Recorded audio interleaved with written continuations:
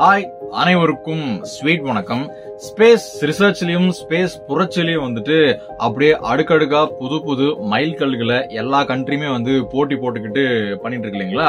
So அந்த வரிசையில சூரியனுடைய அன்எக்ஸ்ப்ளோர்டு சைடு, குறிப்பாக அந்த சவுத் போல சொல்றாங்க, அதோடைய போட்டோகிராஃப்ஸும் வீடியோவும் யூரோப்பை சேர்ந்த ஒரு ஆர்கனைசேஷன் அதை கேப்சர் பண்ணி போட்டோ எடுத்து ரிலீஸ் பண்ணிருக்காங்க மார்ச் மாசம் மாதிரி. ஸோ அந்த வீடியோஸும் போட்டோஸும் பயங்கரமா போயிட்டு இருக்குது. பாக்குறதுக்கே ஒரு மாதிரி ஃபார் த ஃபர்ஸ்ட் டைம் இப்பதான் அந்த சைட் ஆஃப் ரீஜன் நம்ம இது பண்றோம். ஸோ அதை பத்தியும் ஜப்பான்காரன் வழக்கம் போல ஜப்பான்காரன் என்னென்னமோ கண்டுபிடிக்கணும்னு பேசுவோம்ல. ஸோ அப்படி பார்க்கல, ஜப்பான்காரன் இப்போ இன்னொரு விஷயத்த கண்டுபிடிச்சிருக்கா. அப்படி அதுவுமே சூரியன் ரிலேட்டபிள் தான்.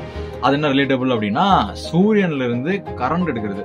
ஏண்டா வீட்டுக்கு வீடு இப்பதான் சோலார் பேனல்லாம் வச்சுட்டு கரண்ட் எடுத்துட்டு இருக்கோம். இப்போ புதுசா சொல்றேன்னு கேட்டீங்கன்னா, எஸ், புதுசா ஒரு மேட்டர் இருக்கு. சோ என்ன விஷயம், இந்த ரெண்டை பத்தி தான் இன்னைக்கு பார்க்க போறோம். சோ இன்னைக்கு ஒரு சன் எக்ஸ்க்ளூசிவா சன்னை பத்தி பார்க்க போறோம். இதுல ஆர்வம் கொண்டவர்கள் மேற்கொண்டு இந்த வீடியோ பாருங்கள். பார்க்க ஆரம்பிச்சலாமா? யூரோப்பியன் ஸ்பேஸ் ஏஜென்சி அவங்க பாத்தீங்கன்னா அவங்களுடைய சோலார் ஆர்பிட்டர் மூலமாக சூரியனுடைய அன்எக்ஸ்ப்ளோர்டு சைடு, குறிப்பா அந்த சவுத் போல் நான் ஏற்கனவே சொன்ன மாதிரி, அதோடைய விஷுவல்ஸ், அதோடைய போட்டோகிராஃப்ஸ் எல்லாம் ரிலீஸ் பண்ணிருக்காங்க. இது மூலமா என்னடா நன்மைன்னு கேட்டீங்கன்னா, நான் ஆல்ரெடி சொன்ன இல்லைங்களா, அன்எக்ஸ்ப்ளோர்டு சைடுன்னு சொல்லிட்டு, அதுவும் குறிப்பா போல்ஸ், அதை போட்டோஸ் வீடியோகிராஃப்ஸ் கிடைச்சிருக்கு அப்படின்றதுனால அங்க சூரியனுடைய குறிப்பாக அந்த மேக்னெட்டிக் ஃபீல்ட்லாம் அந்த போல்ஸ் டு போல்ஸ் தான் ரொம்ப ஸ்ட்ராங்கா சுத்தும் இல்லைங்களா?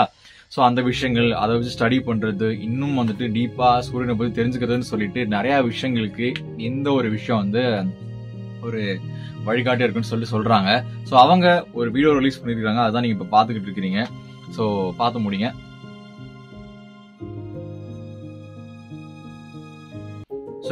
இதுதான் அந்த video. European space agency release பண்ண அந்த வீடியோ. கூடிய சீக்கிரம் இந்தியாவே ககன்யான் அப்படின்னு சொல்லிட்டு சூரியனை ஆராய்ச்சி பண்றதுக்கு ஒரு சேட்டலைட்டா அனுப்ப போறோம். சோ அதுவுமே எப்படி நம்ம சந்திரயான் மூலமாக நிலவுல, என்னதான் அதுக்கு முன்னாடி நிலாக்கே போய் நிறைய பேர் ஆராய்ச்சி பண்ணியிருந்தாலுமே புதுசா நிறைய விஷயங்களை உலகுக்கு சொன்னது நம்ம இந்தியா தான். அதே மாதிரி சூரியனையும் ஆராய்ச்சி பண்ணி புதுசா சூரியன்ல தண்ணி இருக்குதுப்பா அப்படின்னு சொன்னா அப்படி இருக்கும். இப்படி இருக்கலாம், கெமிக்கல் காம்பவுண்ட் மூலமாக ஃபார்ம் ஆகலாமா தெரியல, ஏதோ வளர்றேன்னு நினைக்கிறேன். சரி, okay, coming to the second topic. இது கொஞ்சம் இன்ட்ரெஸ்டிங்கான விஷயம் தான். நான் ஏற்கனவே சொன்ன மாதிரி சூரியன்ல இருந்து கரண்ட் எடுக்கிறது, அதுதான் வீட்டுக்கு வீடு தானே இருக்குப்பா. என் பக்கத்து வீட்டுல கூட சோலார் பேனல் போட்டிருக்காங்க, எங்க வீட்டுல கூட போட போறோம் அப்படின்னு கேட்டீங்கன்னா, இந்த கரண்ட் எடுக்கிற முயற்சி பாத்தீங்கன்னா பூமியில அல்லது வீட்டு மேலேயோ அல்லது பூமியிலயோ ஏதாவது ஒரு ரிசர்ச் சென்டர்லயோ நடக்க போறது கிடையாது.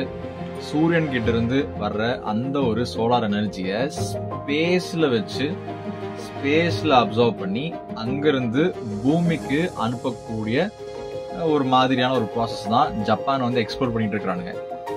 அப்பா அப்படின்னு கேட்டீங்கன்னா, அது எப்படி possible? Yes, it is possible.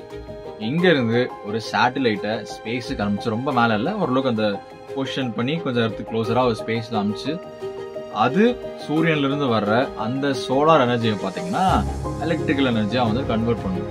சரி, இது வரைக்கும் ஓகே. இப்போ அந்த சேட்டலைட் எப்படி திருப்பியும் பூமிக்கு அந்த கரண்ட் கொடுத்துட்டு போவான்னு கேட்டீங்கன்னா, இல்ல எப்படி கேபிள் இங்க இருந்து அங்க நட்டுவாங்கன்னு கேட்டீங்கன்னா, அதெல்லாம் வாய்ப்பே இல்லை, ரொம்ப செலவும் ஆகும், பிளஸ் நாட் சாத்தியம் ஆல்சோ. சோ அதனால என்ன பண்றாங்கன்னா, அப்படி கலெக்ட் செய்யப்பட்ட அந்த எலக்ட்ரிசிட்டிய மைக்ரோவேவ்ஸா மாத்துறாங்க. மைக்ரோவேவ்ஸா மாத்தி அதை அங்கிருந்து கீழே பூமிக்கு ஒரு ஒரு பீம் மாதிரி டிரான்ஸ்மிட் பண்ணுவாங்க. அதை கீழே இருக்கிற ஒரு சில ரிசீவிங் ஆண்டனாஸ் அதை கேப்சர் பண்ணும். இதுதான் ப்ராசஸ். இதை நோக்கி தான் ஜப்பான் இப்போ இயங்கிட்டு இருக்காங்க. கிட்டத்தட்ட ரொம்ப சீக்கிரத்திலே ஆல்மோஸ்ட் ஒரு 400 பவுண்ட் கொண்ட ஒரு சேட்டலைட்டை மேல அனுப்புறதுக்கு பிளான் பண்ணிட்டு இருக்காங்க.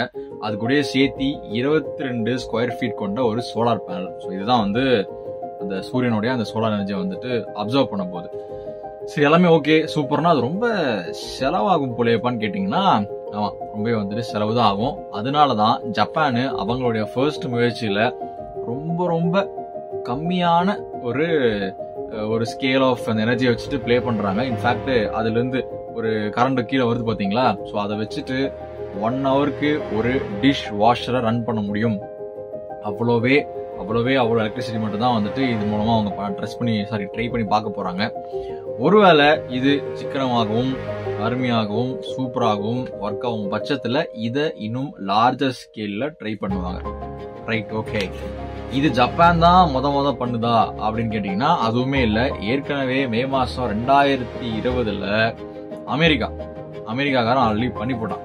அவர் யாருன்னு கேட்டீங்கன்னா யுஎஸ் நேவல் ரிசர்ச் லெபார்டரி அப்படின்ற ஒரு அமைப்பு என்ன பண்ணிருக்கு, X-37Bன்னு சொல்லப்படுற ஒரு வெஹிக்கிளை இங்கிருந்து மேல அனுப்பி ஆல்ரெடி இந்த ப்ராசஸ் மேல ஒரு சேட்டலைட் போகும், அதுல சோலார் பேனல் இருக்கும், சூரியன்ல இருந்து வர சோலார் எனர்ஜியை வந்து அப்சர்வ் பண்ணும், எலக்ட்ரிசிட்டியா மாத்தும், பேட்டரியில ஸ்டோர் பண்ணும், அதை மைக்ரோவேவ்ஸ் மூலமாக கீழே ஒரு பீம் மூலமா டிரான்ஸ்மிட் பண்ணி கீழே இருக்கிற ஆண்டனாஸ் வந்து அதை வந்து பிடிச்சிக்கும். இதை ஏற்கனவே யூஎஸ்ஐ சேர்ந்த நிறுவனம் வந்து ஒரு அமைப்பு வந்துட்டு பண்ணி முடிச்சிருச்சு. அப்ப சக்சஸ்ஃபுல்லா அப்போ இம்ப்ளிமெண்ட் பண்ணிட வேண்டியதானே அப்படின்னு கேட்டீங்கன்னா அங்கதான் ஒரு சின்ன சட்ட சிக்கல் இருக்கு. என்ன விஷயம் அப்படின்னா, இப்போ அங்கிருந்து எலக்ட்ரிசிட்டி ப்ரொடியூஸ் ஆகி அவங்க பண்ணி ஒரு விஷயம்லாம் பண்ணி நம்ம கடைசியா ஒரு கரண்ட் வருது பாத்தீங்களா, அந்த கரண்ட் கிட்டத்தட்ட வந்துட்டு ஒரு கிலோவாட் ஹவருக்கு 61 சென்ட் ஆகுது. அவ்வளவு செலவாகுது. ஒரு கிலோவாட் ஹவருக்கு 61 சென்ட். ஓகேங்களா, சரி, ஓகே.